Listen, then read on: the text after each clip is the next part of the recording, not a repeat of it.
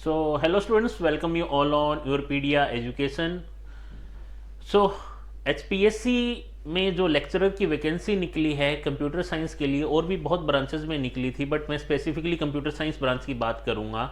As you know कि engineers career point और Europedia education अपने डेडिकेटेड मॉड्यूल उन्होंने स्टार्ट कर दिए हैं। अभी इस टाइम पे सी और data structure programming and data structure subject चल रहा है my dear students. Algorithm complete हुआ है, बट अब नेक्स्ट बैच में एल्गोरिथम भी स्टार्ट होने वाला है। तो अगर आपको लगता है कि आपको एक डेडिकेटेड डिसिप्लिन वे में इस वैकेंसी को आपने लेना है, तो आपको अगर लगता है कि आपको किसी की गाइडेंस या मेंटर की ज़रूरत है, तो आप हमारे डेडिकेटेड बैच को ज्वाइन कर सकते हैं। फाइन, बैच ज्वाइन स्टार्ट होने वाला है। प्रीवियस बैच ऑलरेडी रनिंग में है, जिसमें अभी सी प्रोग्रामिंग और डेटा स्ट्रक्चर सब्जेक्ट चल रहा है माय डियर स्टूडेंट्स।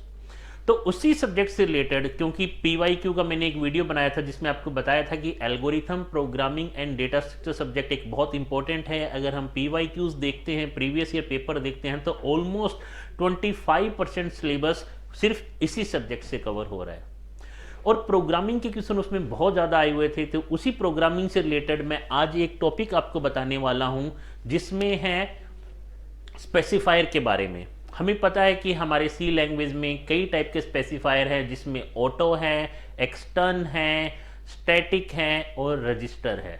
तो आज मैं जो आपको प्रोग्राम करवाने जा रहा हूँ, प्रैक्टिस प्रोग्राम करवाने जा रहा हूँ, वो मैं बता रहा हूँ स्टैटिक से रिलेटेड। अब जब भी आप किसी भी वेरिएबल के आगे स्टैटिक स्पेसिफायर या कीवर्ड लगा देते हैं, तो उसका मीनिंग क्या है?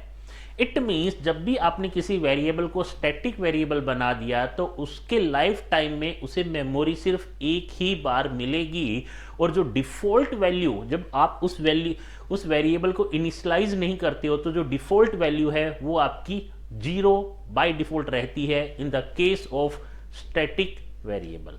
फाइन, अब हम बात करते हैं, क्योंकि हमें ये आइडिया हो चुका है कि स्टैटिक के दो ही काम है। मेनली एक काम है कि उसकी बाय डिफॉल्ट वैल्यू 0 रहेगी, दूसरा ये काम है कि पूरे लाइफ टाइम में उसकी एक ही बार उसे मेमोरी मिलेगी। फाइन, तो उससे रिलेटेड एक मैं एग्जांपल लेके आया हूं, जिसमें आप देख सकते हैं कि जो आई एक वेरिएबल है वो स्टैटिक टाइप का मैंने बताया है।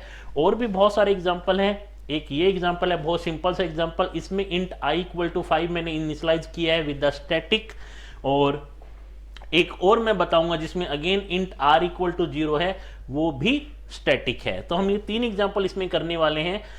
अब देखते हैं। सबसे पहले आपको कुछ नहीं करना, जब भी आपका सी का कोई प्रोग्राम आए, तो आप ये देखो कि आपको कितनी इंस्ट्रक्शन उसमें एग्जीक्यूट करनी है। तो इस प्रोग्राम में मेनली 4 इंस्ट्रक्शन है। एक static int i equal to 5 है, एक इफ कंडीशन है जिसमें प्री डिक्रीमेंट हो रहा है, एक मेन फंक्शन को दोबारा कॉल किया जा रहा है, और प्रिंट एफ आई किया जा रहा है। फाइन, अब देखो, अब इंट जैसे ही ये फर्स्ट लाइन एग्जीक्यूट होगी first time my dear students, तो आपको क्या करना है? फर्स्ट टाइम जब हुआ, तो जो आई है, एक वेरिएबल आई था, उसकी वैल्यू होगी 5। Fine, second if minus minus I, क्योंकि ये एक प्री डिक्रीमेंट ऑपरेशन है, तो पहले वैल्यू डिक्रीमेंट होगी, फिर कंडीशन चेक होगी। तो सेकंड स्टेटमेंट क्या है? माइनस माइनस आई, आई की वैल्यू होगी 4 इफ 4। यस, कंडीशन ट्रू है। इफ में ध्यान रखना, 0 के अलावा आप कुछ भी लिखते हो वो हमेशा ट्रू माना जाएगा, चाहे -4 लिखो चाहे +4 लिखो। फिर आ गया हमारा third statement, that is main. It means main function दोबारा से कॉल हुआ, ये रिकर्सन का प्रोग्राम है। जैसे ही थर्ड स्टेटमेंट कॉल हुआ, तो फोर्थ स्टेटमेंट कब कंप्लीट होगा? जब थर्ड कंप्लीट होगा। तो पहले मैं थर्ड स्टेटमेंट को कंप्लीट करने की कोशिश करूंगा।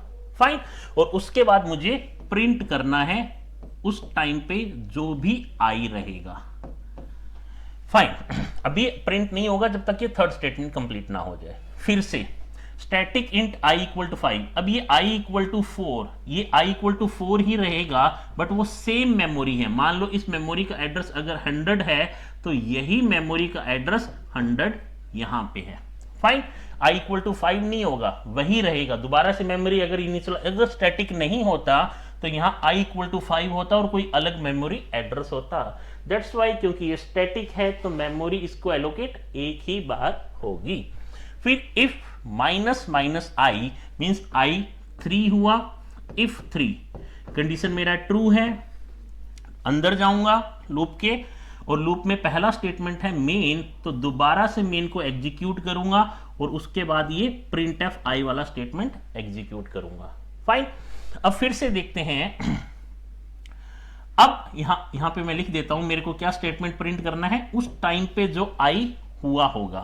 फाइन, नेक्स्ट, अब फिर से देखो यहां पे आई की वैल्यू क्या है, 3 है।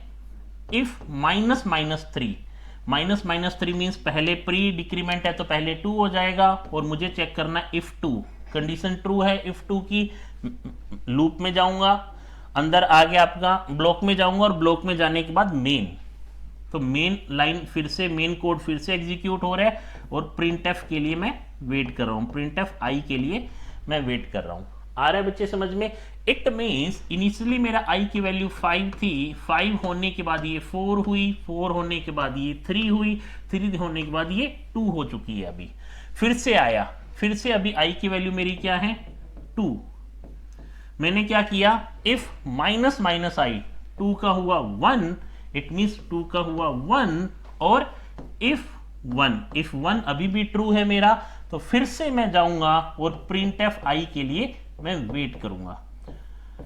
फाइन, नेक्स्ट, अभी आई की वैल्यू मेरी 1 है, आई की वैल्यू मेरी 1 थी, इफ माइनस माइनस 1 ये हो गया 0, इट मींस 1 हो गया मेरा 0। आ रहा है समझ में? 1 हो गया मेरा 0। जैसे ये 0 होगा, इफ 0 कंडीशन फॉल्स, जैसे ही ये फॉल्स हुआ, अब ध्यान से देखें, जैसे ही ये फॉल्स हुआ, ये थर्ड स्टेटमेंट कंप्लीट हुआ, अब एग्जीक्यूट होगा फोर्थ स्टेटमेंट। फोर्थ स्टेटमेंट कहता है प्रिंट आई, आई की वैल्यू क्या है 0, तो एक 0 प्रिंट होगा। जैसे ही 0 होगा तो ये 4 के 4 स्टेटमेंट कंप्लीट हुए, इट मींस थर्ड स्टेटमेंट इस वाले ब्लॉक का कंप्लीट हुआ। अब ये कहता है प्रिंट आई, आई की वैल्यू स्टिल 0 है क्योंकि स्टैटिक है। फिर यहां पे फिर से प्रिंट होगा आई 0, और फिर यहां से फिर से प्रिंट होगा आई 0। इट मींस इस पूरे प्रोग्राम का आउटपुट आएगा 4 टाइम 0। ध्यान रखना, इस प्रोग्राम का आउटपुट आएगा 4 टाइम 0, ना 5 टाइम 0, ना 1 2 3 4 5, ना 4 3 2 1 3 5 4 3 2 1। ठीक है, इसका आउटपुट है 0। और ये क्यों हुआ? क्योंकि जो मेरा आई वेरिएबल था वो स्टैटिक टाइप का था। फाइन, एक और एग्जांपल करते हैं इस पे। इंट f है, एक फंक्शन मैंने लिखा हुआ है, n की वैल्यू में, यहाँ a की वैल्यू में 5, सॉरी यहाँ a नहीं आएगा n आएगा, n की वैल्यू मैं पास कर रहा हूं 1, n का वैल्यू मेरा हुआ 1, n का मेरा वैल्यू हुआ अभी 1। फाइन, i का वैल्यू क्या है, i का वैल्यू भी है 1। If n is greater than 5, no, n is 1, 1 is greater than 5, no, अगर ऐसा होता तो मैं रिटर्न करता n। फाइन, अगेन उसी वे में कर रहे हैं क्योंकि ये रिकर्सन है, स्टैक को यूज करेगा। फाइन, तो मैं दोबारा से 1 बाय 1 स्टैक बनाऊंगा और हम आइडेंटिफाई करेंगे कि इसकी वैल्यू क्या आ रही है। यहां पे ये n है, please update it first time.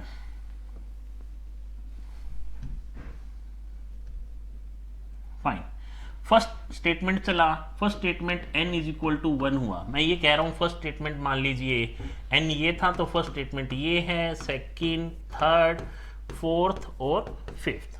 Fine, first statement आपका n इक्वल टू 1 हुआ। सेकंड स्टेटमेंट क्या कह रहा है, i इक्वल टू 1 है। ठीक है, i इक्वल टू 1 है, मैं f ऑफ 1 के लिए ट्राई कर रहा हूं। Third, if n is greater than equal to 5, no, 1 is greater than equal to 5, no, false. Fourth statement पे आ जाओ, n is equal to n plus i, n का वैल्यू कितना हुआ, n plus i, n initially मेरा कितना था 1, n plus आई, आई का वैल्यू क्या है मेरा 1, 1 प्लस 1 2, तो n हो गया मेरा 2। फिफ्थ स्टेटमेंट है i plus plus, i plus plus हुआ, i भी 2 हुआ, तो i का वैल्यू हुआ 2। फिर return f of n, n का वैल्यू क्या है 2, तो दोबारा से ये स्टैक चला मेरे पास, किस चीज के लिए, f ऑफ 2 के लिए। यस, फाइन, दोबारा से चलते हैं। n मेरा क्या हुआ अभी 2, n मेरा क्या है 2, इंट i इक्वल टू 1, क्योंकि स्टैटिक है ये चेंज नहीं होगा, i की वैल्यू अभी भी 2 ही रहेगी, कीप इन माइंड, अगर ये स्टैटिक नहीं होता दोबारा से आई की वैल्यू 1 इनिशियलाइज हो जाती। That is the difference between static with static and without static. If n is greater than equal to 5, 2 is greater than equal to 5, no, it means false. n equal to n plus I, n is equal to n plus I. What is n? 2, 2 plus 2 is 4, n का value हुआ 4, I plus plus I कितना हुआ 3, return f of n, f of 4 को आपने return किया। मैं यहाँ पे स्टैक यहाँ पे बना रहा हूँ, इसके लिए f ऑफ 4 के लिए मैं दोबारा से ये काम कर रहा हूँ। n की वैल्यू कितना हुआ 4। नेक्स्ट स्टेटमेंट i, ये नहीं चलेगा, i का वैल्यू अभी भी क्या रहेगा 3, 3 is greater than equal to 5, false. n equal to n plus i, n का वैल्यू क्या हुआ 4 plus 3 7, i plus plus i plus plus i कितना हुआ 4, return f of n, f of 7, f of 7 आपने रिटर्न किया, अब f of 7 के लिए निकाल रहे हैं आप। n क्या हुआ 7, इंट i, ये चलेगा नहीं, i भी 4 है।